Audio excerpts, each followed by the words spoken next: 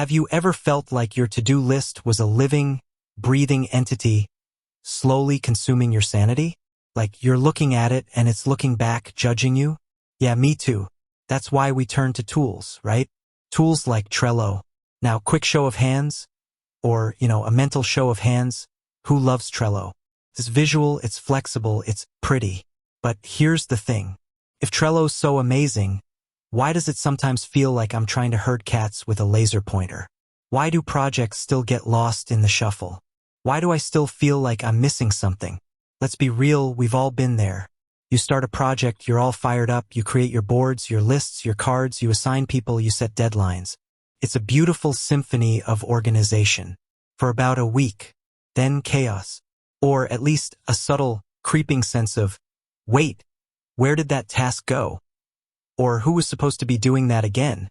See, we're often sold the dream of perfect project management, the illusion of control. But reality has a funny way of poking holes in those dreams. And today we're going to talk about one of those holes, one of the biggest disadvantages of Trello. It's not about bashing the tool because honestly, I still use it. It's about understanding its limitations so you can use it smarter, or maybe even find a better fit for your needs. So what's the big disadvantage?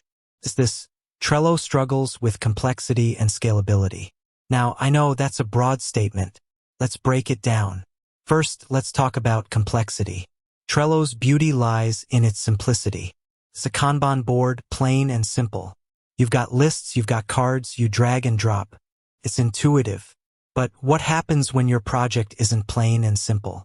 What happens when you're dealing with multiple dependencies, subtasks, intricate workflows, and cross-functional teams? Imagine you're running a marketing campaign.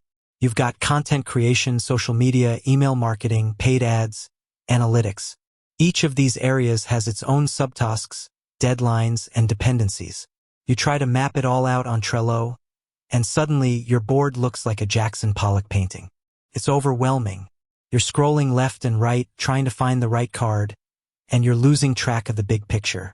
The problem is, Trello's flat structure doesn't handle hierarchical complexity very well. Sure, you can use checklists, but those are limited. You can use labels, but they can get messy. You can use power-ups, but those often add more complexity than they solve. You end up with a board that's cluttered, confusing, and ultimately counterproductive. And then there's scalability. Trello works great for small teams and simple projects.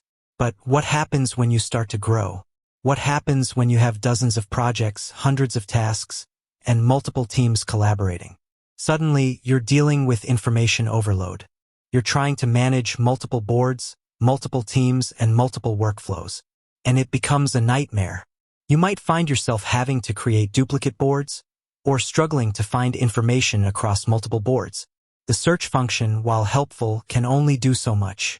Imagine you're a project manager in a mid-sized company. You're managing multiple projects with different teams. You need to track progress, assign tasks, and generate reports. You need to see the big picture and drill down into the details. Trello, in its basic form, simply doesn't offer the features you need. You might argue, but you can use power-ups. And you're right, power-ups can add functionality to Trello. But here's the thing, power-ups can also add complexity.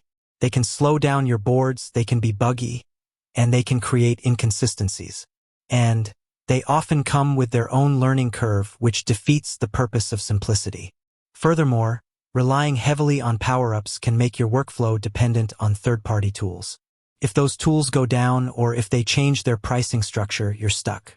So what's the solution? Well, there isn't a one-size-fits-all answer. It depends on your specific needs and your team's workflow. For some, Trello might still be the best option. If you're managing simple projects with small teams and you value visual simplicity, Trello can be a great tool. Just be aware of its limitations and use it strategically. For others, you might need to look for a more robust project management tool. Tools like Asana, Jira, Monday.com, or ClickUp offer more advanced features, such as subtasks, dependencies, Gantt charts, and reporting. They're designed to handle complex projects and large teams. But remember, the tool is just a tool. It's how you use it that matters. Even with the most powerful project management software, you can still end up with a chaotic workflow if you don't have clear processes and communication. Here are a few tips for mitigating Trello's limitations. Keep your boards simple. Avoid cluttering your boards with too many lists, cards, and labels. Focus on the essential tasks and information. Use checklists strategically. Break down complex tasks into smaller, manageable steps. Establish clear workflows. Define your processes and communicate them to your team. Use labels consistently. Create a system for your labels and stick to it. Consider using power-ups, but use them wisely. Choose power-ups that add value without adding too much complexity. Don't be afraid to use other tools. If you find that Trello isn't meeting your needs, don't be afraid to explore other options. Communicate, communicate, communicate. Regular communication is essential for keeping everyone on the same page. Ultimately, the best project management tool is the one that works best for you and your team. Don't be afraid to experiment and find what works. And remember, no tool is perfect. They all have their strengths and weaknesses. It's important to acknowledge that Trello is a great tool, and for many people, it is exactly what they need. It's user-friendly, visually appealing, and highly adaptable.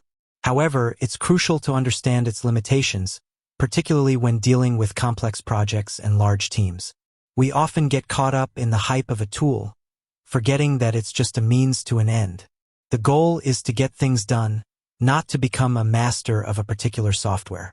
So, choose your tools wisely, use them strategically, and always prioritize clear communication and effective workflows. With that said, thanks for watching, and until next time.